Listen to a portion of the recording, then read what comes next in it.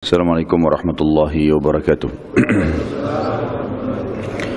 Alhamdulillah, selalu kita ucapkan kalimat suci, kalimat mulia, kalimat sempurna kepada Zat yang Maha Suci, Maha Mulia dan Maha Sempurna, satu-satunya pencipta langit dan bumi, Maha Kuat, Maha Adil, Maha Bijaksana, yang telah menciptakan, mengurus, mengawasi dan akan memusnahkan seluruh apa yang telah dia ciptakan sesuai dengan keinginannya, dan dia akan meninggalkan siapapun yang dia inginkan. Maksudnya tidak menghancurkan dan memusnahkannya. Zat yang Maha Mulia ini adalah Allah Subhanahu wa ta'ala. Dia telah menggantungkan segala kebutuhan kita untuk roda kehidupan di muka bumi ini, dan untuk meraih kasih sayangnya, perhatiannya dengan kalimat mulia Alhamdulillah. Maka selalulah saudaraku seiman mengucapkan kalimat ini. Yuk kita panjatkan salam hormat kita pada manusia terbaik, manusia yang telah dipilih oleh Sang Pencipta di antara seluruh manusia dari turunan Adam sebagai penutup risalah Nabi dan Rasul atau utusan Sang Pencipta Allah untuk membawa peraturan-peraturan yang diinginkan oleh Sang Pencipta. Kita tahu dari manusia terbaik ini mana yang boleh, mana yang tidak boleh, mana yang halal, mana yang haram. Dan juga akhirnya kita masuk ke dalam surga yang dijanjikan oleh Sang Pencipta Allah bila meninggal kelak. Dan ini harus diyakini oleh setiap muslim. Allah bersama malaikatnya mengucapkan salam hormat kepada manusia terbaik ini dan dijadikan ibadah kepada orang-orang beriman. Dan dari sisi yang lain juga sebagai bentuk terima kasih kita kepada manusia terbaik ini, manusia yang paling layak untuk dicintai dan dipanuti, karena telah mengorbankan 23 tahun dari masa hidupnya, 13 tahun fase Mekah dan 10 tahun di Madinah, semuanya untuk menyebarkan agama yang mulia. Maka sangat wajar kalau kita selalu membacakan salawat dan taslim kepada Nabi besar Muhammad sallallahu alaihi wasallam. Seperti biasa teman-teman sekalian, lanjutan bahasan kita sebulan sekali masalah As-Sirah Nabawi ini. Dan terakhir kita sudah sampai pada bahasan kisah Ummu Ma'bad, seorang wanita Badui yang dimampiri kemahnya oleh Nabi SAW bersama Abu Bakar. Lalu keberkahan yang terjadi pada saat itu, salah satu mukjizat adalah unta kurusnya Ummu Ma'bad bisa menjadi gemuk dan akhirnya mengeluarkan susu. Dan Nabi SAW bersama Abu Bakar serta Ummu Ma'bad meminum sampai kenyang. Dan juga Ummu Ma'bad memberikan ciri yang kata para ulama hadis paling lengkap tentang fisik Nabi dan akhlak sallallahu alaihi wasallam. Sekarang teman-teman sekalian, pagi ini dan insyaallah nanti malam semoga Allah berkahi, kita akan lanjutkan tema kita tentang tibahnya Nabi sallallahu alaihi wasallam di kota Madinah dan 3 keputusan penting dalam pendirian negara, pondasi penting dalam masalah pendirian negara dalam Islam. Nabi SAW bersama Abu Bakar teman-teman sekalian terlambat dari jadwal tiba di Madinah 3 hari. Jadi perjalanan Mekah Madinah normal, biasanya mereka tahu waktunya dan mereka tahu kapan Nabi SAW tinggalkan Mekah. Tapi Nabi terlambat 3 hari. Setiap hari masyarakat Madinah keluar melihat, mereka kumpul di pintu gerbang Madinah sampai dari pagi sampai menjelang maghrib. Enggak ada. Hari kedua enggak ada, hari ketiga enggak ada. Ini dari hari telatnya ya. Semestinya tibahnya hari ini misalnya, besok mereka tetap keluar cari, mereka tetap tunggu hari ketiga, sampai hari ketiga tidak ada. Dan tepatnya teman-teman sekalian, di hari ketiga pada saat matahari sudah mulai terik sekali, artinya di hari ketiga ini sudah menjelang waktu asar, dan kita tahu asar puncaknya matahari sangat terang. Maka pada saat itu juga masyarakat Madinah sudah mulai kembali ke dalam kota Madinah. Ternyata ada satu orang Yahudi yang pada saat itu memang ikut ingin melihat fisik Nabi SAW, karena dia ingin memastikan benar gak ini seperti yang disebutkan dalam Taurat. Karena sampai waktu itu belum ada satupun Yahudi yang masuk Islam. Dan mereka tradisinya untuk melihat pada zaman itu, mereka naik ke atas pohon kurma tertinggi, ya, kemudian mereka melihat dari jarak jauh. Waktu seluruh muslimin sudah bubar penduduk Madinah, tinggal si Yahudi ini di atas pohon. Dan dia melihat dari jauh ada 2 ekor unta yang sedang mendekat dari ke pintu gerbang Madinah. Lalu dia berteriak dengan suara keras, "Ya Bani Qilah, wahai suku Qilah." Siapa itu suku Qilah yang dipanggil sama orang Yahudi ini? Jadi di kota Madinah pada saat itu ada komunitas Yahudi dan ada komunitas asli penduduk Madinah yang nanti setelah Islam kita namakan Ansar. Terdiri dari 2 suku, Aus dan Khazraj. Suku Aus dan Khazraj ini telah dimasuki oleh orang Yahudi untuk membuat mereka perang. Jadi suku Aus dan Khazraj ini selalu perang. 3 suku Yahudi, Kainuka, Nadir dan Quraidah, mereka sepakat untuk membiayai kedua suku ini untuk saling berperang. Diberikan makanan, diberikan pedang, sehingga 2 suku ini kacau terus. Dan pada saat mereka perang, Yahudi aman. Ini yang terjadi. Dan mereka mengeluarkan istilah buruk untuk 2 suku ini, Aus dan Khazraj. Mereka mengatakan suku Qilah. Siapa itu Qilah, teman-teman? Adalah salah satu nama dari turunan Aus dan Khazraj. Yang menyatukan 2 suku ini adalah satu kakek mereka yang bernama Qilah. Orang-orang Yahudi menyebutkan wahai suku Qilah bukan untuk memanggil kakek Ansar atau kakek Aus dan Khazraj, tapi untuk menghina, mengolok-olok. Karena ternyata mereka bisa dikuasain dan dibuat perang satu sama yang lain. Bergulirlah kalimat ini menjadi sebuah panggilan. Maka orang Yahudi teriak dengan suara keras, "Wahai suku Qilah, wahai Bani Qilah, wahai Bani Qilah." Sehingga mereka dengar, orang-orang Ansar ini, orang Aus dan Khazraj dengar, mereka kembali. Lalu dia mengatakan, "Hadza jiddukum." Sesungguhnya ini adalah rezeki atau bagian kalian sudah datang. Maka kembalilah orang-orang Ansar semuanya bersama dengan sahabat Nabi yang mulia yang menjadi dai di Madinah adalah Mus'ab bin Umair radhiyallahu anhu. Kemudian bersama juga dengan orang-orang yang baru masuk Islam dan yang belum masuk Islam dari asli penduduk Madinah.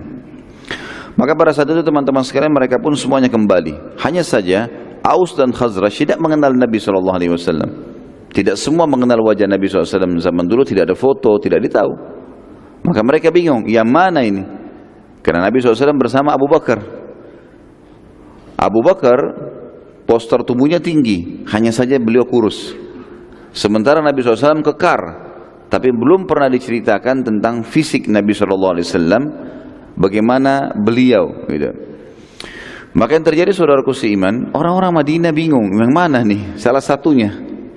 Pada saat itu kebetulan karena sangat panas cuacanya, maka Abu Bakar pun turun dari untahnya dan mengambil pelapa kurma yang ada tergeletak di tanah, kemudian naik kembali ke unta lalu menaungi Nabi SAW dengan pelapa kurma itu. Pada saat itulah mereka mengenal kalau ini adalah Nabi SAW, karena pasti dia yang dimuliakan dan dihormati. Serentak pada saat itu tentu Mus'ab bin Umair radhiyallahu anhu, dai Nabi SAW di Madinah, sudah mempersiapkan, sudah memotivasi mereka, menceritakan tentang syariat Nabi SAW. Dan mayoritas Ansar, lebih dari 60% atau 70% sudah masuk Islam. Tinggal sedikit yang belum masuk Islam pada saat itu. Maka mereka pun menyiapkan syair-syair yang masyhur pada saat itu. Tentu saya yakin kita sudah pernah dengar. Maka mereka serentak membacakan, "Tala'al badru alaina min thaniyatil wada' ayyuhal mab'utsu fina ji'ta bil amri muta' ji'ta syarraftal madina marhaban ya khairal anam wajib syukru alaina marhaban ya khairaz zat." Yang artinya, tala'al badru alaina, telah terbit bulan purnama untuk kami. Ini menyambut panggilan, menyambut Nabi SAW datang. Min thaniyatil wada. Thaniyatil wada ini adalah nama sebuah tempat, nama sebuah gunung sebenarnya di Madinah. Saya pernah pribadi waktu lagi naik taksi waktu itu keliling Madinah, sempat ada hajat. Kemudian saya ditunjukkan oleh seorang supir ahli hasim asli Madinah. Dia bilang, "Ya akhi, sudah tahu thaniyatil wada?" Saya bilang, "Saya dengar, tapi saya belum tahu pasnya di mana." Dia tunjuk sebuah gunung dari jarak jalan yang cukup tinggi, maka dia tunjuk itu yang gunung di sana, itu namanya Thaniyatil Wada. Lokasi yang memang Nabi SAW memasuki Mekah, memasuki Madinah dari lokasi itu. Dan juga ada riwayat yang menyebutkan kalau Nabi SAW pernah ikut bertanding lomba kuda bersama sahabat dari Thaniyatil Wada ini. Dari kurang lebih dia pintu gerbang, salah satu pintu gerbang kota Madinah pada saat itu. Ayyuhal mab'utsu fina, wahai orang yang telah diutus oleh Allah kepada kami, ji'ta bil amri muta', engkau telah membawa peraturan-peraturan yang pasti akan dipatuhi. Ji'ta syarraftal Madinah, engkau datang memuliakan kota Madinah. Marhaban ya khairal anam, selamat datang wahai sebaik-baik manusia. Wajib syukru alaina, dan kami selalu bersyukur kepada Allah dengan nikmat ini. Marhaban ya khairaz zat, maka selamat datang wahai sebaik-baik bekal. Pada saat itu teman-teman sekalian, mereka terus melantunkan saja kalimat ini sampai Nabi SAW masuk ke kota Madinah dan berjalan unta beliau SAW, gitu kan. Terus saja jalan sampai nanti akan kita bahasakan tentang masalah berhentinya unta Nabi SAW di lokasi Nabawi. Di lokasi Nabawi. Namun kita review dulu sedikit. Sebelum masuk ke pintu gerbang atau awal masuk di Madinah itu, Nabi SAW tidak langsung masuk ke pusat kota Madinah. Beliau sempat mampir di pinggiran kota Madinah. Dan di situ dikenal dengan wilayah Quba. Wilayah Quba, nama lokasinya namanya Quba. Dan Nabi SAW sempat berdiam di wilayah ini selama 3 hari. Dan beliau membangun masjid pertama dalam Islam, namanya Masjid Quba. Karena menamakan masjid atas nama lokasi tempat itu. Sebelum jauh kita bahas teman-teman sekalian masalah Masjid Quba, Masjid Nabawi, kita akan sebutkan tadi, ada saya bilang di awal judul kita, kisah awal tibahnya Nabi SAW di Madinah dan 3 pondasi pembangunan negara dalam Islam. Saya sebutkan secara global dulu, nanti akan kita rincikan. Pondasi pertama dalam pembangunan negara dalam Islam, kalau kita juga boleh instansi, lembaga, kelembagaan. Yang pertama adalah membangun masjid. Dan ini perilaku Nabi SAW yang pertama teman-teman sekalian. Makanya sangat penting di satu kota, wilayah, negara, atau kita lingkup yang lebih sempit perusahaan seorang muslim, harus ada masjidnya. Semaksimal mungkin dia usahakan, gitu kan. Kalau lingkup perusahaan misalnya tidak terlalu besar, mungkin dia buat musholla. Kenapa? Karena ini asas, ini pondasi pertama agar kaum muslimin bisa berkumpul, ya, mereka mengerjakan dan mengabsen tanda kutip dirinya kepada Sang Pencipta Allah 1 hari 5 kali. Dan ini harus ada. Dan alhamdulillah di Indonesia ini sudah ada. Hampir setiap kota kita kalau masuk, kita temukan ada masjid agung, masjid raya, masjid jami', ya. Sehingga menjadi simbol kaum muslimin. Orang jadi tahu, oh di sana azan, salat, 5 waktu salat dipanggil oleh Sang Pencipta Allah dengan kalimat hayya 'alas shalah, hayya 'alal falah. Ayo mengerjakan salat, datanglah untuk mendapatkan kemenangan. Karena falah artinya kemenangan. Ini yang pertama teman-teman. Dan Nabi SAW langsung pada saat itu membangun 2 masjid.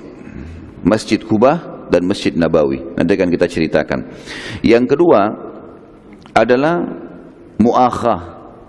Bagaimana Nabi SAW membangun persaudaraan antara muslimin yang mukim di Madinah dengan pendatang. Sehingga tidak ada lagi rasis di antara mereka. Nggak ada lagi fanatik keturunan, kesukuan. Misal di Jakarta suku muslim banyak Betawi. Maka semua pendatang yang masuk ke Jakarta, mau dari Jawa, mau dari Sulawesi, mau dari Kalimantan, mau dari mana saja, merasa Jakarta juga milik mereka, sama, bersaudara. Dan kita akan lihat nanti bagaimana persaudaraan yang sangat luar biasa antara muhajirin dan ansar, melampaui apa yang biasa kita bayangkan. Dan ini penting sekali teman-teman sekalian, bagaimana mempersaudarakan antara penduduk asli sama pendatang, sesama muslim. Kita bicara lingkup muslim dulu. Di perusahaan adalah persaudaraan antara pegawai lama dengan pegawai baru. Seperti itulah. Dan yang ketiga adalah keputusan pemerintahan di Madinah berhubungan dengan muamalah atau perilaku atau sikap dengan orang-orang non-muslim. Muahadah, menulis kesepakatan apa yang harus setiap muslim dan non-muslim lakukan bersama di wilayah Madinah. Seperti misalnya mereka membela Madinah bersama-sama, mereka tidak saling mengganggu, ya.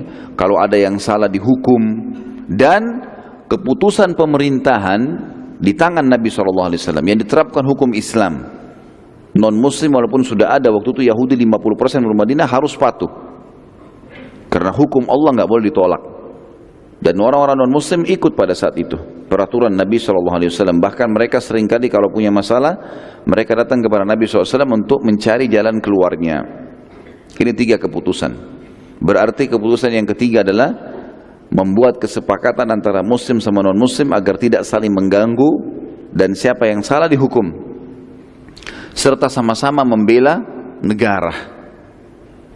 Tidak boleh ada yang berkhianat. Kita mulai teman-teman sekalian. Yang pertama adalah pembangunan Masjid Quba dan Masjid Nabawi. Muslimin di Madinah pada saat itu berusaha merebut tali kekangan unta Nabi SAW untuk mendapatkan kemuliaan, supaya Nabi SAW turun di rumah mereka menjadi tamu. Tetapi Nabi SAW mengatakan, biarkan, jangan ada yang tarik tali kekangan unta ini. Dan pada saat itu Nabi SAW sengaja memberhentikan unta beliau di wilayah yang tadi namanya Quba.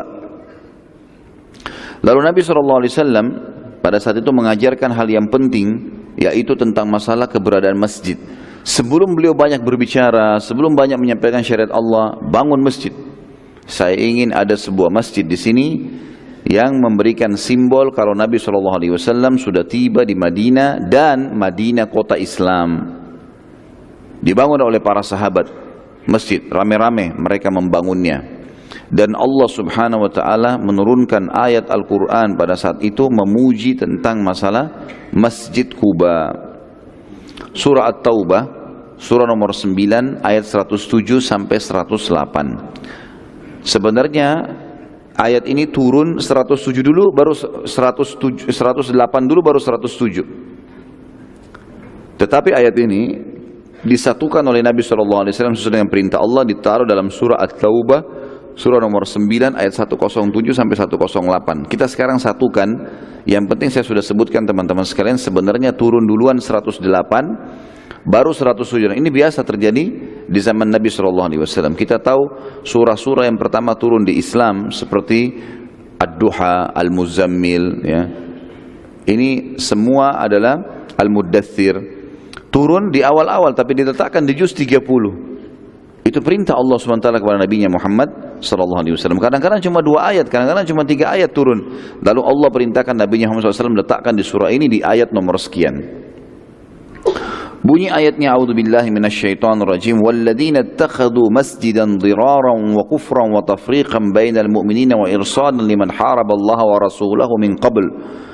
ولا يحلفن إن أردنا إلا الحسنى والله يشهد إنهم لكاذبون لا تقم فيه أبدا لمسجد أسس على التقوى من أول يوم أحق أن تقوم فيه رجال يحبون أن يتطهروا والله يحب المطهرين. Dan pendapat yang paling kuat sebenarnya ayat ini turun bukan pada saat pembangunan Masjid Quba, tapi setelah dibangunnya Masjid Dirar. Apa itu dirar? Masjid yang buruk, dibangun oleh orang-orang munafik di Madinah setelah mengetahui ada Masjid Quba dan ada Masjid Nabawi. Mereka juga ikut-ikutan bangun masjid, tapi masjidnya Masjid Dirar. Dirar artinya masjid yang sengaja buruk untuk memerangi Allah dan Rasulnya.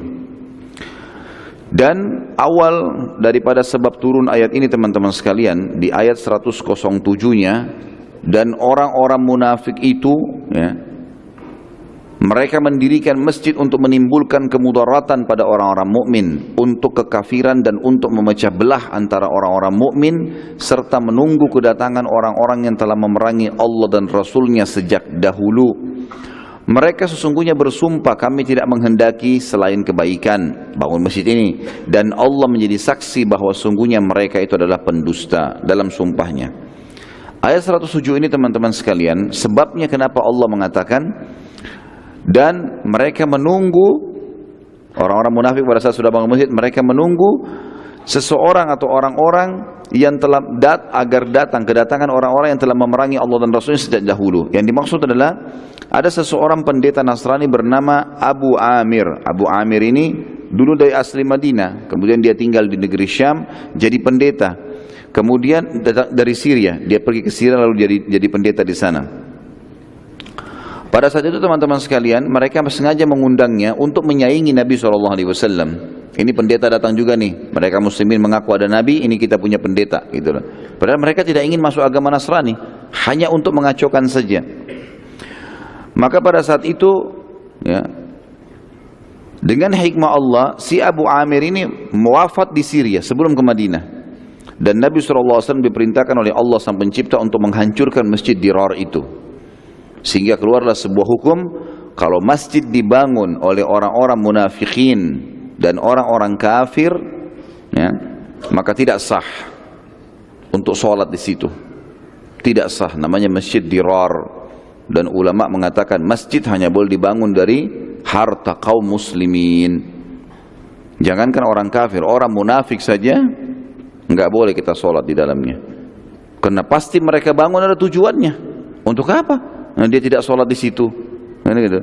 Pasti ada tujuan yang tidak benar. Makanya dia katakan masjid Dirar. Dia bangun tempat ibadahnya dia sendiri. Orang munafik juga pura-pura Islam, mengatasnamakan Islam, tapi dalamnya berkumpul untuk memerangi Allah dan Rasulnya. Dan Nabi SAW waktu itu disuruh menghancurkan masjid itu, dirubuhkan. Sama sekali nggak boleh ada masjid itu. Kemudian Allah mengatakan dalam 108, janganlah kamu sholat dalam masjid itu selama-lamanya, masjid Dirar tadi. Walaupun nanti diambil oleh kaum muslimin, nggak boleh, karena harta yang dipakai bangun haram, tujuannya juga haram, nggak boleh. Ada larangan tegas di sini. Jangan kamu sholat di dalam masjid itu, hai Muhammad, selama-lamanya, nggak boleh. Dan Allah menurunkan perintah pada saat itu suruh menghancurkan masjid itu. Sesungguhnya, lalu di sini saksi bahasan kita Allah sebutkan tentang pujian Masjid Quba. Sesungguhnya masjid yang didirikan di atas dasar takwa, Masjid Quba, sejak hari pertama kamu masuk di Madinah, hai Muhammad, adalah lebih patut kamu sholat di dalamnya. Di dalam masjid itu atau di sekitar masjid itu ada orang-orang yang suka mensucikan diri mereka. Dan sesungguhnya Allah menyukai orang-orang yang bersih. Ada orang-orang yang suka membersihkan diri mereka, dan sesungguhnya Allah suka dengan orang-orang yang bersih. Sedikit kita garis bawahi dulu kalimat masjid yang pertama dibangun di atas ketakwaan. Kenapa Allah mengatakan kalimat ini, teman-teman? Karena perilaku pertama Nabi SAW datang, beliau ingin mendirikan sholat 5 waktu yang wajib pada saat itu, dan harus ada tempatnya. Juga kalau ada masjid berarti sudah ada simbol keislaman, maka dianggap itu masjid yang dibangun di atas ketakwaan. Apalagi muslimin rame-rame ikut partisipasi membangunnya. Walaupun itu masjid Quba, teman-teman, bukan, jangan dibayangkan kayak masjid sekarang, masjid Quba sekarang atau masjid kita ini yang sudah mewah. Enggak, masjidnya dari tanah liat, 3 hari jadi, asal jadi masjid bangunan. Dan saya sudah pernah bilang, ulama sepakat mengatakan masjid itu walaupun hanya kalau sekarang kita sekat triplex, rumah kita 1000 meter, di depan sana, di depan masjid, di depan rumah, di halaman 10 kali 10 saya wakafin buat masjid, disekat pakai triplek, hukumnya sudah hukum masjid. Jadi sesederhana apapun, yang penting niatnya jadi masjid, jadi masjid. Rumah kita tadinya rumah, udah saya wakafin jadi masjid, sekarang tidak ditinggali lagi, udah jadi masjid hukumnya, gitu kan? Jadi di sini teman-teman sekalian perlu digarisbawahi tentang masalah masjid itu. Ini masjid masalah takwa. Kemudian dikatakan dan di dalam itu lebih patut kamu sholat di dalamnya. Jadi masjid yang dibangun di atas ketakwaan dari harta kaum muslimin lebih pantas sholat di dalamnya. Artinya tidak boleh sholat di tempat yang lain, gitu kan? Kecuali keadaannya adalah memang bangunan itu tadinya dibangun oleh orang non muslim seperti gereja, lalu dibeli oleh kaum muslimin, ditebus, dibeli atau direbut dengan kekuasaan. Itu hukumnya tersendiri. Seperti sekarang banyak kasus di Eropa, di Australia, pada saat gereja tidak dipakai lagi oleh orang non-muslim, jamaahnya sedikit, kaum muslimin beli, mereka jual. Saya pernah ceramah di Sydney pada saat itu, di jalan raya yang termasuk paling mewah di sana, Dewey namanya, ada masjid di situ, Dulu gereja dibeli oleh kaum muslimin, dan kebetulan alhamdulillah yang beli muslimin untuk orang Indonesia yang membelinya. Jadi itu sekarang di tempat yang kalau kayak di Jakarta tuh mungkin Menteng kali, tempat yang mewah gitu. Nah ini contohnya, dicabut semua perangkat-perangkat Nasraninya, dibeli, ditebus, kemudian dipakai jadi masjid. Atau direbut dengan kekuatan seperti kasus Umar bin Khattab anhu menembus Palestina, yang itu. Atau kasus Muhammad Al-Fatih dari Turki yang menembus Turki wilayah Eropa sehingga dia mengubah masjid gereja Hagia Sophia menjadi Masjid Hagia Sophia. Dicabut semua perangkatnya kemudian dipakai. Tapi kalau dasarnya masjid itu dibangun dengan duit orang-orang muslim dan dipakai untuk memerangi Allah dan Rasulnya, maka masuk dalam masjid Dirar ini. Hal yang lain dari ayat di sini disebutkan adalah di sekitarnya atau di dalamnya ada laki-laki atau orang-orang yang suka membersihkan diri, dan Allah suka dengan kebersihan atau orang-orang yang bersih. Ini teman-teman sekalian ternyata ada sebabnya. Jadi ternyata penduduk Kuba waktu awal Nabi SAW bangun masjid, pertanyaan-pertanyaan mereka tertuju kepada masalah kebersihan. Dan mereka suka sekali kebersihan. Pertanyaan pertama adalah, ya Rasulullah, bagaimana kami mensucikan diri? Kalau maaf, buang air kecil, buang air besar. Maka Nabi SAW menjelaskan hukum syar'i berhubungan dengan masalah istinja dan istijmar. Istinja kalau kita bersihkan diri kita dengan air, ya. Seperti kita sudah tahu, maaf, cebok dengan air segala macam, ini dibersihkan dari buang air kecil, buang air besar, atau mandi junub. Kalau istijmar adalah menggunakan benda-benda kering, ya. Dan yang Nabi SAW menggunakan di zaman beliau adalah batu. Kalau tidak ada air, jadi ceboknya pakai batu yang dianggap kering sehingga suci, maka ini yang dipakai. Nah, penduduk Kuba ternyata setelah mendengar sabda Nabi SAW ini, mereka menggabungkan keduanya. Mereka sudah cebok dengan air, mereka pakai batu lagi. Maka Allah sebutkan, dikatakan fihi rijalun yuhibbuna an yatatahharu. Di sekitar Masjid Kuba itu ada orang-orang yang sangat suka dengan kebersihan. Wallahu yuhibbul mutahhirin, dan Allah sangat suka dengan orang-orang yang bersih. Ini pelajaran juga teman-teman sekalian, bagaimana Islam datang mengatur kebersihan. Harus seorang muslim itu bersih dan rapi, serta tidak benar kalau ada orang yang mengatakan kalau Islam itu, kalau kita jadi muslim atau kita sudah dekat dengan agama, nggak perlu memperhatikan lagi kebersihan. Nggak perlu lagi memperhatikan mandi, baju bersih, nggak perlu memperhatikan khusus mengurus kerapian dan kebersihannya. Ini semua tidak benar. Orang-orang banyak mengatakan itu tidak perlu. Ini yang tidak benar. Saya pernah masuk ke sebuah masjid di daerah Surabaya, padahal tanpa sengaja saya sholat di situ. Tiba-tiba setelah sholat asar ada yang berdiri bicara, ceramah. Dan di antara ceramah yang dia sampaikan, saya kaget, dia mengatakan kita ini orang Islam tidak usah terlalu sibuk dengan dunia, seperti misalnya banyak mandi, ya, pakai baju bersih, nggak perlu, ya, makanan-makanan yang sehat, ya kita makan apa adanya, dunia sebentar kita lewatin. Ini bahaya sekali nih, ya. Secara zahirnya bisa ada sedikit beberapa poin benarnya, tapi umumnya salah ini. Karena Nabi SAW gemar memakan paha kambing, nggak pernah Nabi makan roti kering. Gitu kan? Dan juga ada hadis yang menjelaskan kalau Nabi SAW, Aisyah mengatakan, kami pernah sebulan tidak menyalakan api di rumah kami. Ada sebagian ulama yang bilang waktu itu Nabi SAW tidak memiliki harta. Tapi kalau pendapat yang saya pegangi, ada pendapat lain yang menjelaskan teman-teman sekalian, sebenarnya Nabi SAW fokus makan pada saat itu kurma dan minum air, bukan mustahil adalah terapi. Karena kata Aisyah radhiyallahu anha dalam hadis Bukhari, kami pernah sebulan tidak menyalakan api di rumah kami dan kami cukupkan makan dengan aswadain. Aswadain maksudnya adalah kurma dan air. Sebagian ulama menarik ini dalam masalah kesehatan atau pengobatan nabawiyah.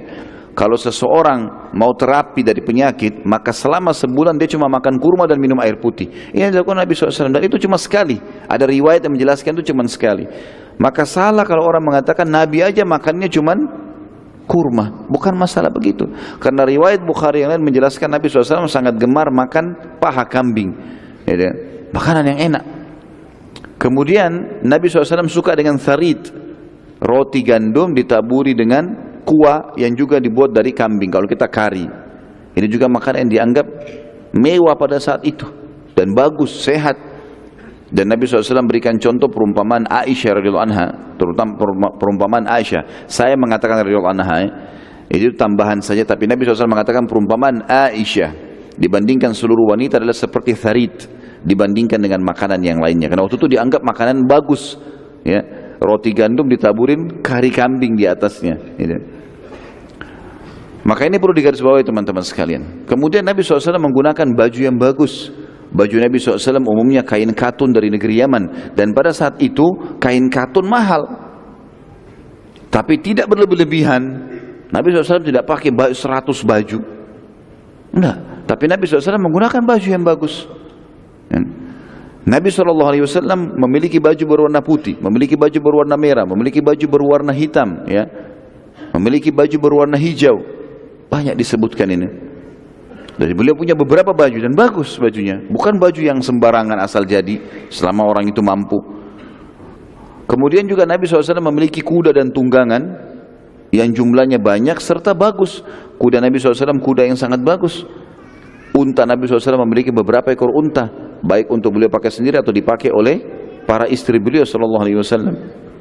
Beliau suka dengan kebersihan dan kerapian, sampai disebutkan dalam riwayat beliau suka sekali meletakkan minyak wangi di tubuh beliau SAW, sampai-sampai kadang-kadang menetes dari rambut beliau minyak wangi. Saking banyaknya pakai minyak wangi Nabi SAW, di rambutnya pakai wangi, di badannya. Dan para sahabat mengatakan, kami kalau salaman dengan Nabi SAW kami menemukan bau wanginya sampai 3 hari. Beliau juga SAW dalam riwayat disebut katakan sering meletakkan wangi-wangian serbuk dari negeri Syam, dari batang leher beliau sampai ke kaki beliau, dan disuruh istrinya letakkan, kecuali kemaluan beliau letakkan sendiri. Jadi mana pemahaman yang mengatakan teman-teman sekalian, tidak usah mandi, nggak usah rapi, nggak usah begini, dari mana nih? Dengan mengatasnamakan itu zuhud. Ini salah, ya. Ini salah. Dan ingat firman Allah di sini turun, Allah itu suka dengan orang-orang yang bersih. Dan dalam masalah ilmu ruqyah, pengobatan orang yang kena sihir atau diganggu oleh syaitan, salah satu hal yang harus dijaga adalah kebersihan dirinya secara fisik, ya. Juga tentu secara hati, dia harus bersihkan dari semua dosa, penyakit hati dibersihkan semua. Secara fisik dan lingkungannya juga harus bersih. Karena rumah yang kotor disukai oleh syaitan. Makin bersih, maka makin dibenci oleh syaitan. Makanya memang syaitan itu suka di tempat-tempat yang kumuh, yang kotor. Dia kalau lihat tempat bersih, dia seperti kita lihat tempat kotor manusia. Seperti itulah. Jadi perlu digarisbawahi teman-teman sekalian, jangan salah faham. Karena banyak orang begitu, apalagi sudah iltizam dalam agama, sudah mulai dekat dengan Allah Subhanahu wa taala, sudah mulai belajar agama, maka kita lihat makin berantakan. Penampilannya berantakan, kotor semua, kopiahnya kotor, sudah 7 bulan tidak dicuci-cuci. Sejadah kalau sholat di tempatnya kotor, kamar mandi kotor. Ini kenapa teman-teman sekalian? Saya sangat sedih kalau melihat kadang-kadang ada masjid kotor, tidak terawat. Rumahnya seorang muslim, kita datang ke rumahnya menjenguknya kotor. Kenapa ini teman-teman sekalian? Kenapa enggak suka dengan kebersihan? Allah suka dengan kebersihan. Allah suka dengan kerapian. Allah suka dengan yang wangi.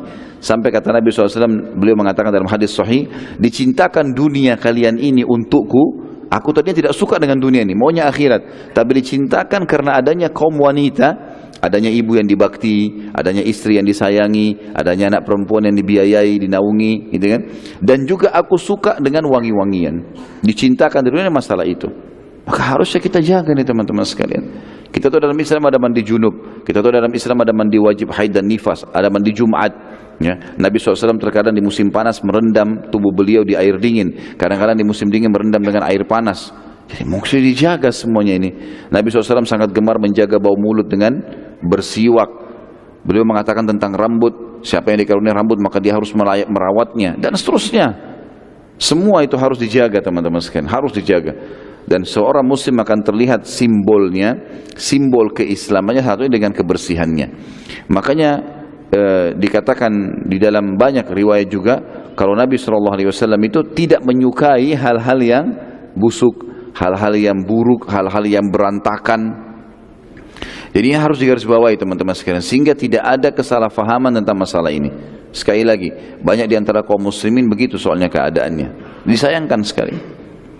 Pada saat awal saya menikah, dan Kebetulan karena istri saya tadinya punya keterampilan di masalah salon sebelum menikah dengan saya. Alhamdulillah pada saat itu sudah menikah, dia ingin punya kegiatan. Saya bilang baiklah, saya bukain. Datanglah banyak akhwat kita di tempat itu, pakai jilbab besar, pakai cadar gitu.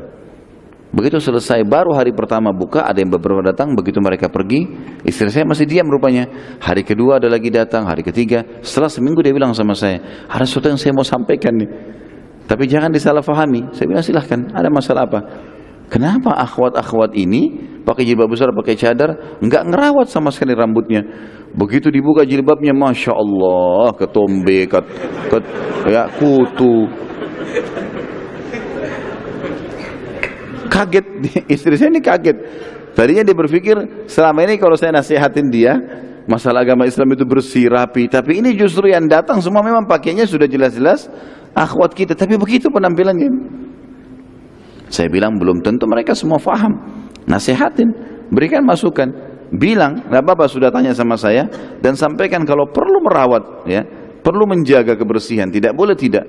Dan kita dianjurkan, ya, kita tahu misalnya tentang sholat Jumat, kata Nabi SAW, siapa yang mandi di hari Jumat, kemudian dia maksimal dalam membersihkan tubuhnya, kemudian dia, ya, maksimal membersihkan tubuhnya. Sini ulama hadis mengatakan sekarang kalau dia pakai sabun yang wangi, dia pakai sampo yang bagus gitu kan, rapi semuanya, bersih. Kemudian juga dia menggunakan minyak rambutnya, dalam riwayat begitu ya, sehingga rapi, tersisir rapi. Artinya dia memakai wangi-wangian lah. Kemudian dia juga memakai bajunya yang terbaik, dia memakai minyak wangi yang terbaik. Kemudian dia datang ke masjid, kemudian dia mendengarkan khatib pada saat menyampaikan imam khutbah, lalu dia sholat bersama imam kecuali diampuni dosanya yang telah lalu. Jadi ada motivasi pembersihan dosa di hari Jumat dengan bersihnya badan. Baju yang bersih, badan yang wangi gitu kan. Ada hubungannya, mandi. Ini ada hubungannya semua dengan masalah ini. Jadi jangan sampai salah paham teman-teman, ya. Jadi usahakan kalau orang sholat di sebelah kita, maka dia merasa nyaman. Jangan orang sholat sebelah kita hilang semua konsentrasi. Bau mulutnya, bau ketiaknya, bau semuanya. Nah, harusnya diperbaiki gitu kan. Ingat ya, Allah suka dengan kebersihan. Ini ayat tadi turun 108 dari surah At-Taubah. Baik, pada saat itu teman-teman sekalian, Masjid Quba dibangun masih sangat sederhana karena dari tanah liat, dan sahabat semuanya partisipasi dalam membangunnya. Pada saat selesai, Nabi SAW sempat berada di wilayah Quba selama 4 hari. Maaf, tadi saya keliru dengan 3 hari. Senin sampai Kamis. Pada hari Jumatnya, hari kelima, Nabi SAW berangkat menuju ke pusat kota Madinah yang ada sekarang Masjid Nabawi. Waktu itu belum ada Masjid Nabawi. Di tengah jalan, waktu sholat Jumat masuk. Dan beliau pun akhirnya sholat pada saat itu, Jumat, di satu lokasi, belum ada masjid. Di lokasi suku Salim bin Auf. Ini salah seorang sahabat namanya Salim bin Auf. Sampai sekarang penduduk Madinah masih tahu itu. Ini lokasi Salim bin Auf. Terakhir pun kemarin kami waktu masuk ke Madinah, sekitar 2-3 pekan yang lalu, ya, itu sempat diingatkan lagi oleh teman-teman asli Madinah. Ini masih ingat Khalid, ini tempatnya Salim bin Auf. Jadi ini dulu Nabi SAW pertama kali sholat Jumat di sini. Dan waktu itu teman-teman, karena belum ada masjid, maka Jumat dilakukan di lapangan, di tempat luas. Dan dari sini juga sebuah hukum, sebagian besar ulama mengatakan bolehnya sholat Jumat walaupun bukan di masjid, di pelataran kantor, ya, di tempat-tempat umum. Jumat datang boleh didirikan di gedung. Kalau kita sekarang, ya, semua ini sudah menjadi umum pendapat ulama. Dan Nabi SAW waktu itu berkhutbah dan mengimami sholat Jumat. Dan inilah Jumat pertama dikerjakan di Madinah oleh Nabi SAW, dan juga khutbah pertama dikerjakan. Sebelum Nabi SAW datang teman-teman sekalian ke Madinah, ada seorang sahabat Nabi bernama As'ad ibn Zurarah. Hafal nama orang ini, As'ad ibn Zurarah radhiyallahu anhu. Ini salah satu pimpinan orang Ansar, orang Madinah. Beliau sudah dengar dari Mus'ab radhiyallahu anhu majma'in kalau Jumat sudah wajib. Masih di fase Mekah itu sudah wajib, gitu kan? Perintah 5 waktu sholat diikuti dengan perintah Jumat. Maka muslimin kerjakan semampunya. Di Madinah, As'ad bin Zurarah ingin mengerjakan Jumat. Belum ada masjid. Masjid dibangun pertama kali setelah Nabi SAW hijrah. Maka beliau membuka rumahnya dan memberikan kesempatan siapapun yang mau Jumat di antara muslimin datang, dan terkumpul di rumah beliau 39 orang dari sahabat, 40 orang sama dia, sama As'ad ibn Zurarah radhiyallahu anhu. Maka dari sini sebagian ulama menganggap bahwasanya syarat Jumat itu adalah 40 orang. Padahal sebenarnya waktu itu kebetulan terkumpul yang mau sholat 40 orang. Harus difahami ini teman-teman sekalian. Makanya pendapat yang paling kuat bukan 40 orang sebenarnya, tapi Jumat berlaku seperti berlakunya sholat wajib 5 waktu. Ada imam, ada makmum, sudah boleh sholat. Sudah boleh sholat itu. Dan masuk dalam masalah Jumat. Pernah ada seseorang menanyakan kepada saya, tapi memang mereka di negara non-muslim, yang waktu itu di Jepang. Saya diundang sana Ramadan ceramah di Tokyo, kemudian ada orang yang datang kepada saya bertanya. Dia bilang, Ustaz, kami di perusahaan ini cuma 2 orang muslim. Saya sama teman saya. Jumat bagaimana caranya? Kalau sholat 5 waktu kami masih sholat. Kadang-kadang kami masing-masing sholat. Tapi sholat Jumat gimana? Saya bilang, kalaupun saya sholat 5 waktu harus usahakan berjamaah. Dan sholat 5 waktu kalaupun ada akad kerja nggak bisa ditinggalkan, wajib seorang muslim patuhi akadnya. Maka jangan ketinggalan sholat wajib. Sholat wajib nggak bisa. Semua haknya makhluk. Kalau yang wajib, misal bakti sama orang tua, ya, patuhnya seorang istri pada suami, ini wajibnya hak makhluk. Kalau ketemu dengan hak wajibnya Allah, sholat 5 waktu misalnya, hak wajib Allah, maka harus haknya Allah didahulukan. Kalau ketemu antara hak Allah sunnah dengan hak wajibnya makhluk, misal kita lagi sholat sunnah, ibu kita manggil, batalin sholat sunnahnya. Karena hukum Allah, hak Allah sunnah ketemu dengan hak wajibnya makhluk, ini pun Allah yang tentukan hak wajibnya, ya. Maka kita dahulukan haknya orang tua kita, karena wajib menjawab panggilannya dia. Kita lagi sholat sunnah, gitu kan. Tapi di sini kalau ketemu sholat wajib, hak wajibnya Allah dengan panggilan orang tua, nggak boleh, harus tetap sholat, nggak boleh kita batalin, karena hak wajibnya Allah di sini. Ini perlu digarisbawahi, ya. Di sini teman-teman sekalian,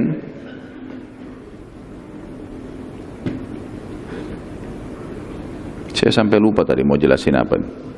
Masalah sholat 40 orang, ya. Jadi teman yang di Jepang ini bilang, saya bilang sholat wajib harus dikerjakan.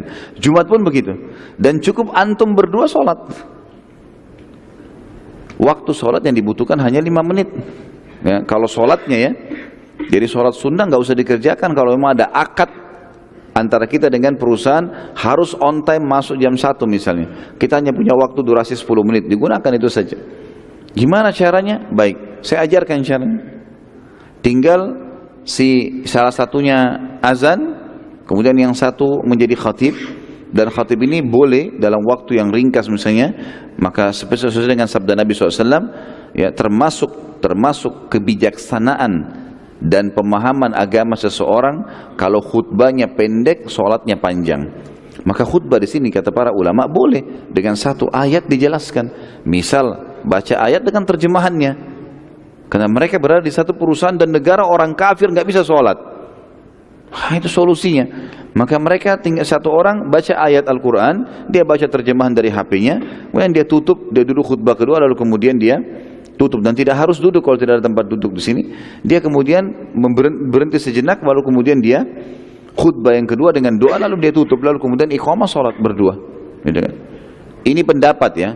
Ada pendapat tadi yang mengatakan berpegang pada 40 orang, maka kalau kurang dari 40 orang tidak ada Jumat. Allahu alam. Tapi yang saya lihat adalah pendapat yang rajih, yang kuat, Jumat tetap berlaku.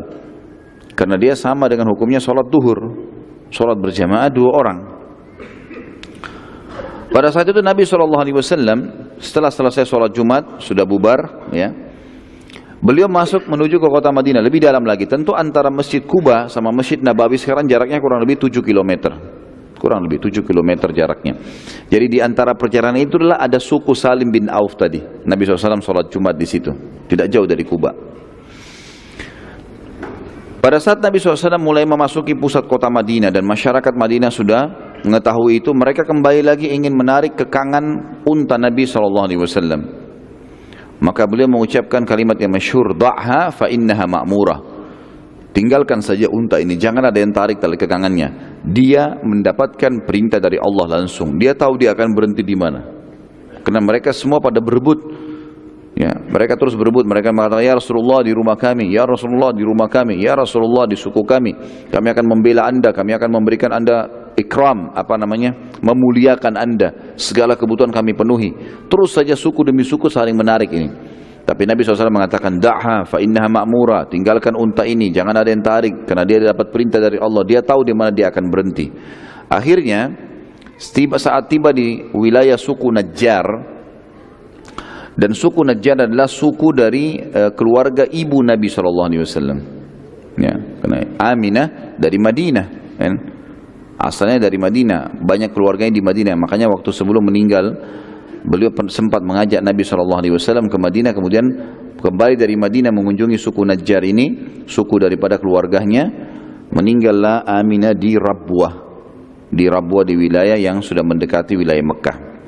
Yang jelas Nabi SAW waktu itu pas tiba di suku Najjar, unta Nabi SAW duduk. Tiba-tiba duduk di situ. Maka Nabi SAW turun. Lalu Nabi SAW tanya, ini tanah sekarang yang unta saya duduk ini tanahnya siapa? Kata mereka, ini tanah 2 orang anak yatim ya Rasulullah. Ada anak yatim di Madinah ini, orang tuanya mati, ini tanah warisannya mereka. Kata Nabi SAW, siapa walinya? Mana walinya? Siapa yang bertanggung jawab terhadap 2 anak yatim? Karena istilah yatim dipakai untuk siapa? Hah? Mana suaranya? Siapa itu anak yatim? Bisik-bisik mana saya dengar? Hah? Orang yang meninggal ayahnya, dan tidak dipakai untuk ibu ya. Kita di Indonesia tambah sendiri tuh piatu itu. Dalam Islam tidak ada istilah piatu, ada yatim saja. Ya. Anak yatim, nggak ada anak yatim piatu. Piatu itu bagian meninggal ibunya kan gitu. Makanya kita dalam hukum syar'i cuma ya anak yatim. Siapa yatim yang meninggal ayahnya saja. Jadi penaungnya dia, walinya meninggal. Si ayah, penisbatan nama padanya. Misal fulan bin fulan meninggal, maka dikatakan yatim. Itu pun harus ada syarat kedua. Belum balik. Nggak boleh nenek-nenek kakek ngaku yatim. Minta bantuan saya yatim. Umurnya berapa? Sebelum balik dikatakan yatim. Sudah balik nggak ada lagi yatim ini. Istilah yatim sudah diangkat dari dia. Gitu kan? Sudah nggak ada. Makanya harta anak yatim kalaupun dia kaya, kemudian sudah dipegang oleh seseorang, misalnya pamannya atau siapa saja, dan ternyata dia sudah balik, dikembalikan ke anak yatim itu. Kecuali dia maaf, gila misalnya anak ini atau apa yang dianggap kurang waras atau mungkin masih belum bisa, itu mungkin lain. Tapi balik itu sudah dijadikan sebagai tolak ukur. Anak yatim ini, kenapa Nabi SAW mengatakan mana walinya? Karena belum balik. Ditanya siapa walinya, siapa yang pegang hartanya ini? Karena semua anak yatim kalau masih belum mampu mengelola, diberikan hartanya kepada walinya, kayak pamannya, ya, tantenya, siapa keluarganya yang terdekat yang masih hidup. Maka datanglah walinya. Lalu kata Nabi SAW, saya ingin membeli tanah ini. Kata dia, ya Rasulullah, wakaf buat anda, silahkan. Gak usah dibeli. Kata Nabi SAW, tidak, saya akan membelinya. Taruh nilainya berapa, saya akan bayar. Tapi ternyata orang ini juga masih berat. Ya Rasulullah, berat, gak usah, wakaf, ambillah. Kata Nabi SAW, tidak bisa. Maka Nabi pun SAW menilai harga tanah sekitar lokasi itu. Ditemukanlah nilai tertentu, lalu Nabi SAW menebusnya maksud saya, bayar. Tanah tersebut adalah pilihan Allah yang maha suci dan maha tinggi, dan inilah tanah terberkah setelah wilayah haram Mekah. Tadi itu, di suku Najjar. Setelah itu Nabi SAW langsung memproses untuk membangun Masjid Nabawi. Langsung, jadi belum istirahat. Ya. Pada siang itu juga, kan siang bolong setelah saya sholat Jumat, gitu kan? Tiba di wilayah itu, langsung Nabi SAW membangun Masjid Nabawi. Dan beliau mengatakan pembangunan masjid. Semua sahabat langsung bereaksi. Dan waktu itu sederhana sekali ya. Tanah liat diambil, dibuat cetakan, kemudian ditaruh air, dicampur dengan air. Setelah itu mereka biarkan kering, sudah jadi batu, sudah jadi tanah, ya, tanah cetakan. Atau kadang-kadang mereka mengambil batu-batu yang mereka masukkan ke dalam tanah liat yang dibasahin dengan air, dibiarkan kering. Setelah kering baru kemudian ditaruh menjadi tembok. Kadang-kadang juga cara pembangunan pada saat itu, mereka mengambil langsung tanah liat, yang mereka basahkan dengan air, disiram dengan air, langsung ditempelin pakai tangan saja. Ditempel-tempelin dengan tangan sehingga menjadi tembok. Ini kadang-kadang mudah rubuh sebenarnya. Tapi seperti itulah zaman dulu. Untuk memperkuat bangunan, seringkali mereka mengambil batang-batang kurma, pohon-pohon kurma yang ditebang atasnya, ditebang akarnya, ditaruh ditancapin, tapi bukan untuk semua bangunan, hanya pojok-pojok bangunan. Kemudian antara batang pohon ini sama batang pohon ini ditaruhlah tadi tanah-tanah liat itu, seperti itu. Dibangun dengan sangat sederhana, saking sederhananya Masjid Nabawi pada saat itu sampai jadi hari itu juga. Sudah selesai, dikeroyok oleh banyak orang, dibangun dan cukup untuk jadi sholat, tempat sholat, dan masih sederhana sekali. Serta dibangunlah di sebelah Masjid Nabawi sebuah bangunan kecil yang dijadikan sebagai rumah Nabi SAW. Beliau langsung tinggal di situ. Ya. Sebagian ulama mengatakan hikmahnya yang sangat baik adalah kalau seorang pemimpin itu tinggal di dekat rumahnya masjid, dan dia selalu bangun masjid dan rumahnya di sebelah masjid, sehingga dia bisa selalu hadir di masjid jadi imam di waktu sholat. Karena memang idealnya pemimpin dalam Islam harus bisa menjadi imam, harus bisa menjadi imam. Tolak ukurnya itu kan. Makanya Nabi SAW mewasiatkan Abu Bakar untuk jadi imam pada saat beliau meninggal. Begitu pula beliau menjadi imam sampai meninggal Abu Bakar radhiyallahu anhu, kemudian Umar juga begitu, Utsman, Ali, dan keempat khulafaur rasyidin radhiyallahu anhum ajma'in adalah pemimpin yang harus kita contohi sebagaimana sunnah Nabi SAW. Alaikum bisunnati wa sunnatul khulafaur rasyidin mahdiyyin min ba'di. Berpegang pada sunnahku dan juga khulafaur rasyidin setelahku, Abu Bakar, Umar, Utsman, Ali radhiyallahu anhum ajma'in. Baik. Pada saat itu teman-teman sekalian, sementara membangun Masjid Nabawi, maka para sahabat Ansar dan Muhajirin, karena mereka sudah terbiasa dengan syair-syair, mereka melantunkan syair. Mereka mengatakan, Allahumma la isha illa aishal akhirah, Allahumma gfir lil muhajirin wal ansar. Terus saja mereka saling memotivasi, yang artinya, ya Allah, kami tidak pernah berharap kecuali kehidupan akhirat, ampunilah seluruh muhajirin dan ansar. Nabi SAW dalam beberapa athar disebutkan coba melantunkan bersama mereka, tapi beliau tidak bisa menyempurnakannya. Apa sebabnya? Apakah Nabi tidak pintar? Jawabannya tentu tidak. Nabi SAW sangat cerdas, sempurna, gitu kan? Tapi ada alasannya. Kenapa Nabi SAW tidak bisa menyebutkan syair? Jadi syair itu Nabi SAW tidak sebutkan. Kalaupun beliau sebutkan tidak sempurna, gitu kan? Karena memang Allah Subhanahu Wa Taala melarang Nabinya Muhammad SAW menguasai syair. Karena ucapan yang diucapkan Nabi SAW adalah wahyu. Kalau beliau sebutkan syair, nanti harus membedakan mana ayat, mana syair. Maka Allah menurunkan surah Yasin, surah nomor 36 ayat 69 sampai ayat 70, yang bunyinya a'udzubillahi minasyaitonirrajim wa ma 'allamnahu asy-syi'ra wa ma yanbaghi lah in huwa illa dzikrun wa qur'anun mubin liyundzira man kana hayyan wa yahiqqal qawlu 'alal kafirin. Dan kami tidak mengajarkan syair kepadanya, maksudnya kepada Nabi Muhammad sallallahu alaihi wasallam, dan bersyair itu tidak layak baginya. Allah buat memang tidak bisa Nabi SAW menghafal syair-syair. Memang dibuat seperti pada Nabi SAW sangat menguasai bahasa Arab, bahasanya. Sebabnya adalah Al-Quran yang diucapkan oleh lisan Muhammad SAW tidak lain hanyalah pelajaran dan kitab yang memberi penerangan. Jadi agar tidak bercampur antara syair dengan Al-Quran. Itu ayat 69. Ayat 70-nya, supaya dia Muhammad memberi peringatan kepada orang-orang yang hidup hatinya, dan supaya pastilah ketetapan azab terhadap orang-orang yang kafir. Jadi ini alasan kenapa baginda Nabi SAW tidak bisa menyebutkan tadi kalimat syair yang diucapkan Muhajirin dan Ansar. Dan secara bisa dikatakan secara abadi tidak ada penyebutan syair dari Nabi SAW. Makanya kita tidak pernah temukan ada syair Nabi sebutkan, tidak ada. Yang ada ayat Al-Quran dan hadis beliau SAW. Semua sahabat itu rame-rame mengangkat batu, baik batu yang utuh atau batu yang dimasukkan ke dalam adonan tanah liat tadi yang saya bilang, gitu kan? Semua mengangkat satu batu itu cetakannya besar zaman dulu, batu-batunya besar. Untuk mengangkat satu batu saja itu sudah berat sekali. Tapi ada sahabat Nabi yang sangat kuat secara fisik, terkenal, Ammar radhiyallahu anhu, Ammar ibn Yasir radhiyallahu anhu. Pada saat radhiyallahu anhu ajma'in. Pada saat di fase Mekah pernah kita ceritakan di awal Islam, Ammar bin Yasir diuji oleh Allah dengan meninggalnya ayahnya dan ibunya di depan matanya. Ayahnya bernama Yasir radhiyallahu anhu, orang laki-laki pertama mati syahid dalam Islam, dan Sumayyah ibunya, wanita pertama mati syahid dalam Islam yang dibunuh oleh Abu Jahal, gitu kan? Yang sudah kita ceritakan kisahnya. Nah, Ammar bin Yasir radhiyallahu anhu ajma'in ini waktu itu tumbuh besar dan fisiknya kuat sekali, sampai-sampai dia satu-satunya sahabat yang mengangkat 2 batu sekalian, gitu kan? Pada saat itu. Tentu ini penyampaian dalam riwayat ya.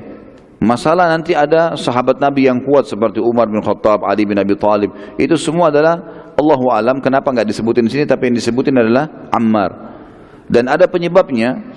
Waktu Nabi SAW lihat, Nabi SAW mengatakan, sungguh kasihan Ammar, dia akan terbunuh oleh kelompok pemberontak. Ya, seperti itulah. Subhanallah, Nabi SAW menyebutkan kalimat ini jauh sebelum kejadian terbunuhnya Ammar 39 tahun. Jadi kapan terbunuh Ammar? 39 tahun setelah pembangunan Masjid Nabawi itu. Pada saat terjadi peperangan antara Ali bin Abi Thalib radhiyallahu anhu dengan Muawiyah radhiyallahu anhu. Dan ini sudah pernah saya berikan gambaran, tapi saya coba reviewkan kembali. Kalau peperangan itu tidak diinginkan oleh Ali, tidak diinginkan oleh Muawiyah radhiyallahu anhum ajma'in. Tapi peperangan itu disebabkan oleh orang-orang yang masuk di kelompok Ali bin Abi Thalib yang terkenal nanti dengan kelompok Khawarij. Waktu Ali bin Abi Thalib sudah negosiasi kan, keluarnya Muawiyah dari negeri Syam membawa sekitar 3.000 pasukan kalau saya tidak salah, itu bukan tujuannya untuk memerangi Madinah, tapi keluar dari Madinah untuk negosiasi sama Ali.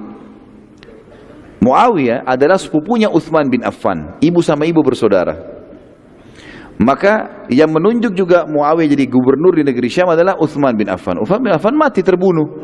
Maka kata Muawiyah, tangkap dulu pembunuhnya, sepupuku itu. Ini khalifah, dibunuh oleh orang, gimana caranya? Baru kita pilih khalifah. Kata Ali, nggak bisa, harus ada khalifah dulu, baru kita bisa tangkap. Pemerintah ada, baru kita bisa tangkap pembunuhnya, gitu kan? Nah, ketemu untuk negosiasi sebenarnya ini.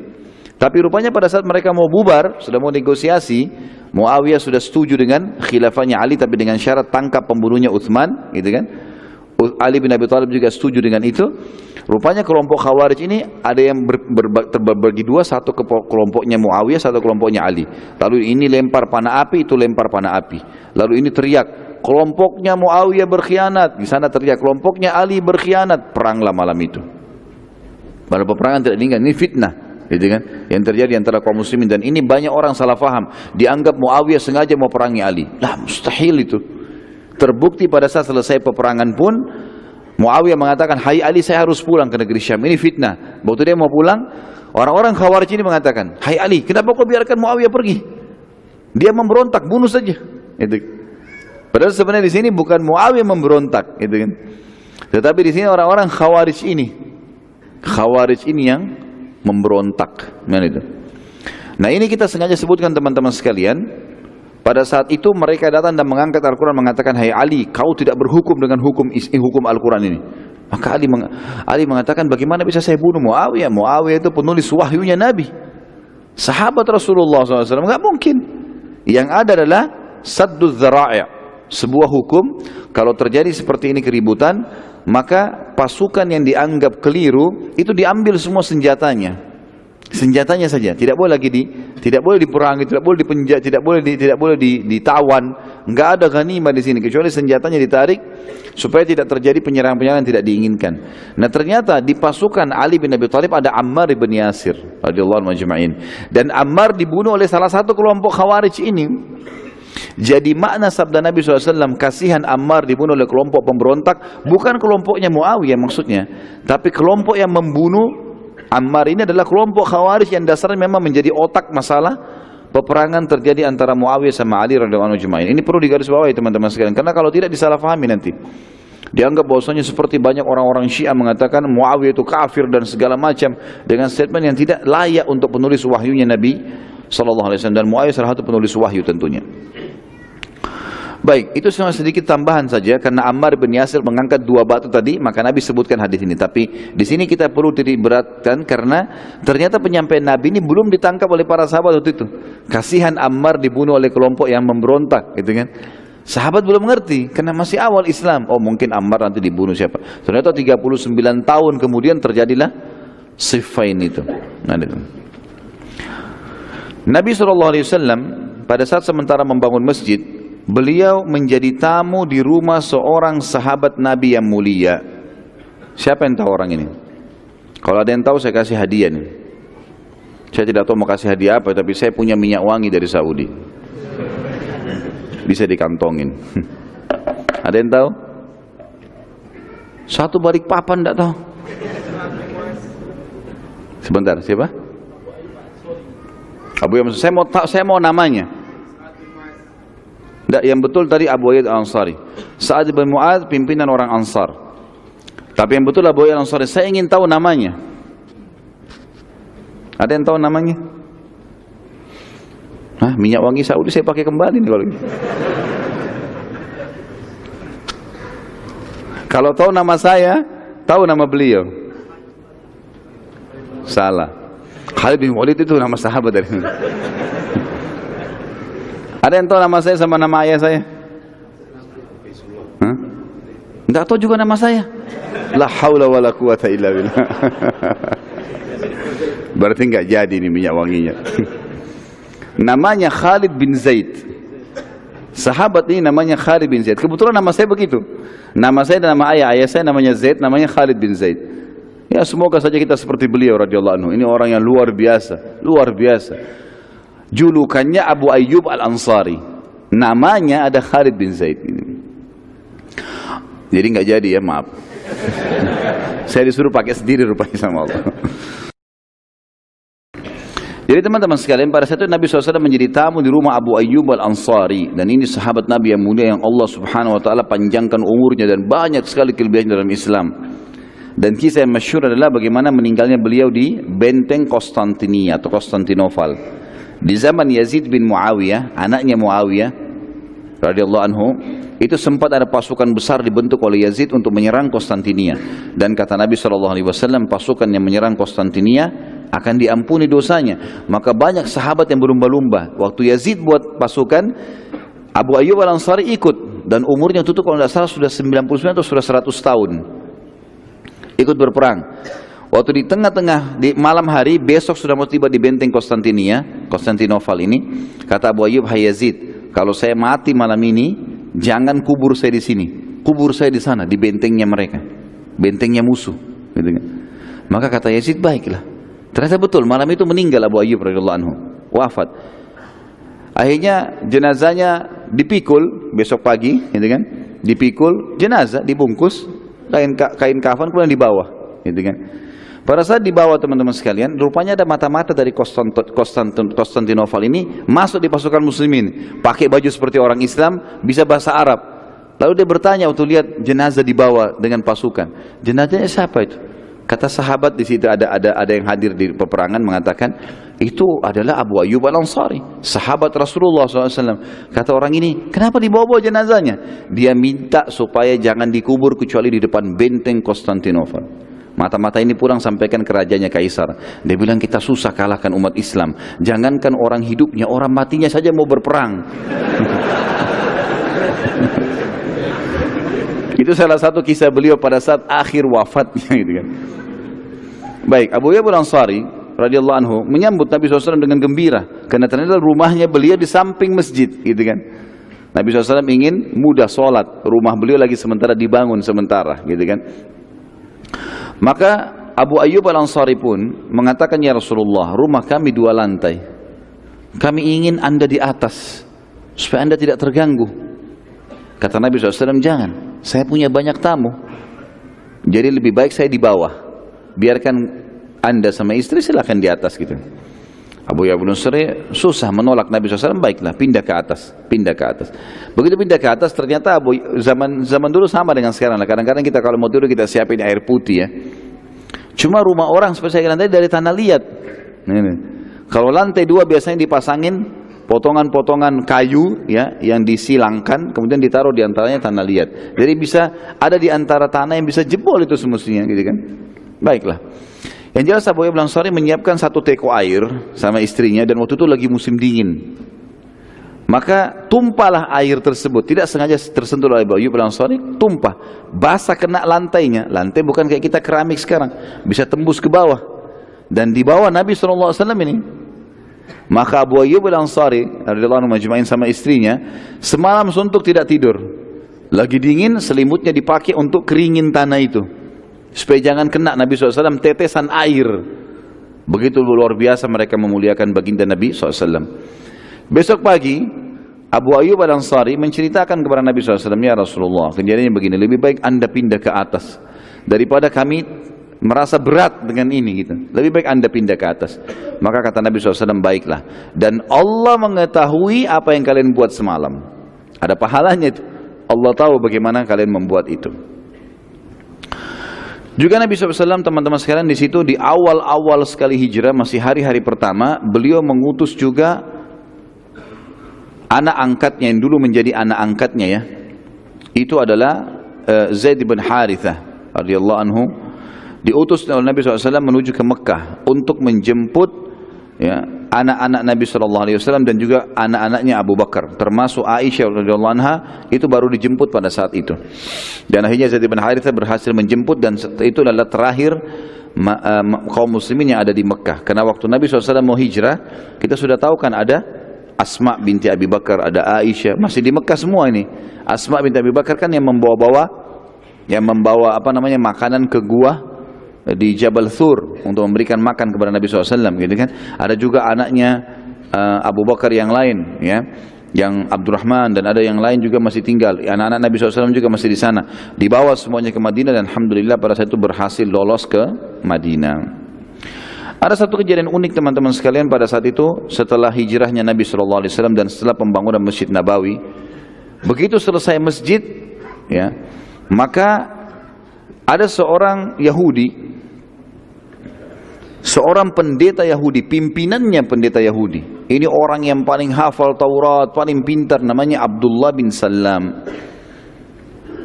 Abdullah bin Salam ini waktu mendengar orang masyarakat Madinah ribut, telah datang Rasulullah, telah datang Nabi Allah, telah datang begini, dia tahu ini. Abdullah bin Salam tahu semua ciri fisik Nabi SAW ada disebutkan dalam Taurat. Hijrahnya ke Madinah juga ini termasuk disebutkan dalam Taurat. Karena memang dalam Taurat disebutkan sebabnya orang-orang Yahudi datang ke Madinah. Kita sudah pernah ceritakan di awal kajian sirah kita. Sebab mereka hijrah ke Madinah teman-teman sekalian, orang-orang Yahudi sudah turun-temurun karena mereka tahu Madinah adalah tempat hijrahnya Nabi SAW, Nabi terakhir. Maka dia tahu betul. Lalu dia bertakbir dengan suara keras, dia mengatakan Allahu Akbar. Kebetulan waktu itu Abdullah bin Salam berada di rumah tantenya atau khalatinya ya. Khalati ini teman-teman dipakai untuk istilah saudarinya ibu dalam bahasa Arab. Dan ini perlu kita sebenarnya terapkan ya, bagi teman-teman yang sudah ikut di pengajian. Coba belajar bahasa Arab dan coba terapkan istilah-istilah ini, karena memang berbeda. Saudari ibu namanya khalah, biasa dipanggil di Indonesia atau orang biasa orang Arab juga panggil khalati, berarti tanteku dari ibu. Kalau tante dari ayah, ammah, dipanggil ammati. Ada bedanya ini. Kenapa kita bedain di sini teman-teman? Selain bahasa Arab juga dalam hukum syar'i beda. Kata Nabi SAW, al-khalatu bimanzilatil saudarinya ibu itu penggantinya ibu. Jadi kalau ibu antum meninggal, yang antum wajib bakti penggantinya adalah saudarinya ibu. Dan kedudukannya lebih tinggi daripada saudarinya ayah. Bisa ditangkap ya? Ini secara syar'i begitu. Makanya bedain. Biasakan kita memanggil saudari ibu dengan khalah, kita panggil khalati, atau dan kita saudarinya ibu ayah, saudarinya ayah kita panggil ammati ya, tanteku dari ibu dan dari ayah. Begitu pula dengan saudaranya laki-laki ya, yang tinggi derajatnya saudara ayah, paman dari ayah, dipanggil biasa kita bilang ammi ya, pamanku dari ayah. Ini beda dengan saudaranya ibu. Yang lebih tinggi saudaranya ayah. Kalau saudaranya ibu dipanggil khali biasanya. Bisa dipahami nggak ini? Udah sarapan belum tadi? Bisa ditangkap ya? Nah, kalau saudara ayah dipanggil am, biasanya kita panggil ammi, pamanku. Saudaranya ibu khal, khali. Ini beda kedudukannya. Lebih tinggi am, lebih tinggi saudara laki-lakinya ayah. Makanya kalau ayah kita berhalangan, kalau akhwat kita, yang boleh gantikan kewalihannya adalah saudaranya ayah. Dan semua wali bagi wanita untuk menikah adalah dari keluarga ayah, nggak boleh dari keluarga ibu. Beda ya. Jadi saudarinya ibu lebih tinggi daripada saudarinya ayah. Saudaranya ayah lebih tinggi daripada saudaranya ibu. Jelas ini? Apa boleh buat kalau nggak jelas juga? Mau pakai bahasa apa lagi? Jelas ya? Anggap jelas sudah. Tapi penting untuk diketahui. Baik. Abdullah bin Salam radhiyallahu anhu, dia kebetulan berada di rumah ammahnya, ya. Tantenya dari ibunya. Maaf, tante dari ayahnya. Dan tante dari ayahnya ini ternyata salah satu pendeta Yahudi juga, perempuan terkenal dituakan gitu. Maka waktu dia dengar ponakannya bertakbir dengan, maaf, khalatinya, saudari ibunya, saya keliru, jangan sampai salah, saya yang keliru, mumpung alhamdulillah masih pada saat ini masih sama Paris yang sama. Jadi Abdullah bin Salam berada di rumah khalatinya, saudari ibunya, karena ibunya sudah meninggal, dia tahu dia harus bakti dengan saudari ibunya, maka dia berada di situ. Dan ini seorang pendeta Yahudi juga. Maka dia teriak, lalu khalatinya berkata, saudara dari ibunya berkata, hai Abdullah, kenapa kau takbir sekeras itu? Dia bilang, wahai khalati, bagaimana saya tidak bertakbir? Bukankah kita semua sudah mengetahui tentang ciri Nabi terakhir dan betul-betul ada pada diri orang ini? Ada pada diri orang ini. Jelas-jelas Muhammad ini utusan Allah. Dan kita temukan dalam Taurat. Saya hafal, Anda hafal, tahu semua, Yahudi tahu semuanya. Dan kita hijrah ke Madinah justru karena itu. Kata tantenya, baik, pastikan dulu, kamu temuin, kemudian sampaikan kepada saya.